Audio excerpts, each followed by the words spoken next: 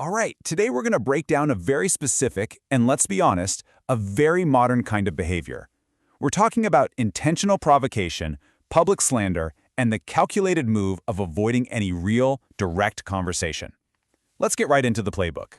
I mean, you've seen this happen, right? It's everywhere these days. Someone builds their entire brand, their whole platform on talking about other people, criticizing them, picking them apart. But the moment they're offered a chance to have a real face-to-face dialogue, suddenly they're not interested. So what is really going on there?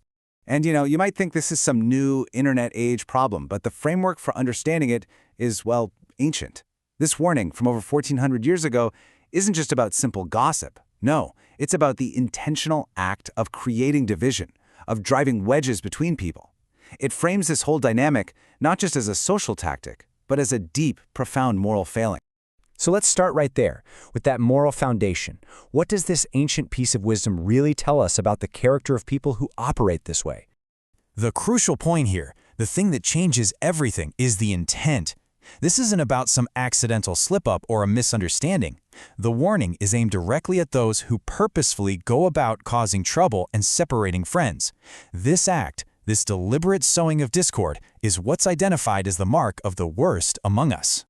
Okay, so let's shift from that ancient moral compass to the modern psychological dynamics at play.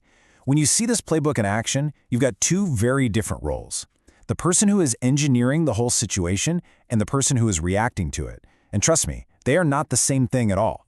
This right here, this comparison gets to the absolute heart of it.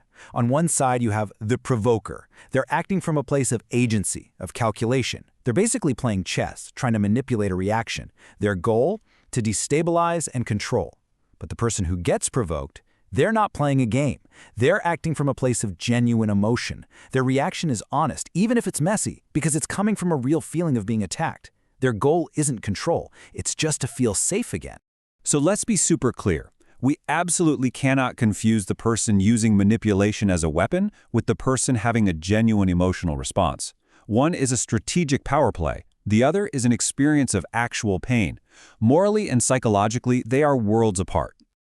And this brings us to a key tactic in the whole playbook: avoidance. The refusal to actually talk to someone directly isn't just a minor detail, it's the entire foundation of their strategy. I mean, really think about it. If you're confident in what you're saying, if you're so sure of your position and your truth, why wouldn't you welcome a direct conversation? Why would you only ever speak to an audience and never ever to the person themselves? That avoidance, it tells you everything you need to know. This comparison just lays it all out, doesn't it? The motivations couldn't be more different. Someone who's truly confident welcomes dialogue because their motivation is integrity. They actually want to find the truth, and they're not scared of being questioned. But the avoidant person? Oh no, they fear exposure more than anything. Their motivation is self-protection. For them, it's not about truth at all. It's about performance, about protecting their narrative at all costs. A real conversation threatens that control. And very often, this avoidance has a partner in crime: projection. Think of it like this. The provoker is holding up a mirror to themselves, but they're screaming at you that it's a window looking into your soul. When they're constantly accusing others of being triggered or insecure or afraid, all while they themselves are running from a direct conversation, well, they're often just telling on themselves. They're narrating their own internal state out loud. This really reveals a platform that's built on a pretty hollow foundation. When someone's entire relevance, their whole claim to fame, comes from manufacturing drama instead of actually contributing something of value, their influence is just borrowed from the chaos they create. It's a huge tell, a sign of emptiness, not strength. So what does all of this really reveal in the end?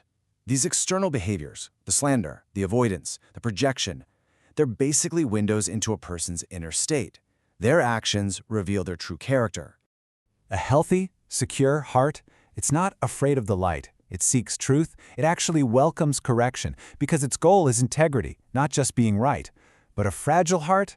That's a completely different story. It has to hide. It uses commentary as a shield and runs from any real engagement where it might get exposed. It speaks about other people because it's absolutely terrified of speaking to them.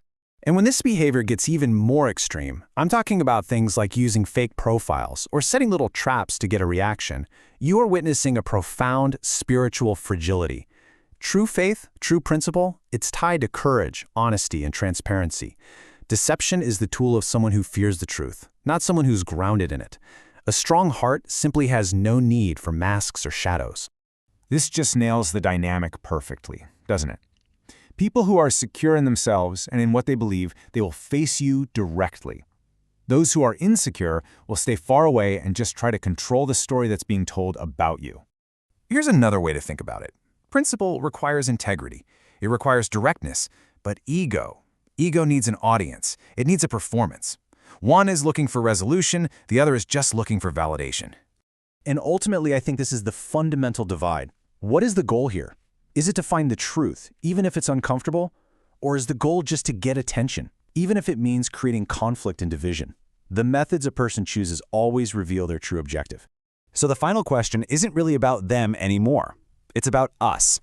Once you can see the playbook, once you recognize the moves, everything changes. You shift from an emotional reaction to a strategic observation. The real power isn't in playing their game. It's in understanding it so well that it just doesn't have any control over you anymore. And what you do with that knowledge, well, that's up to you.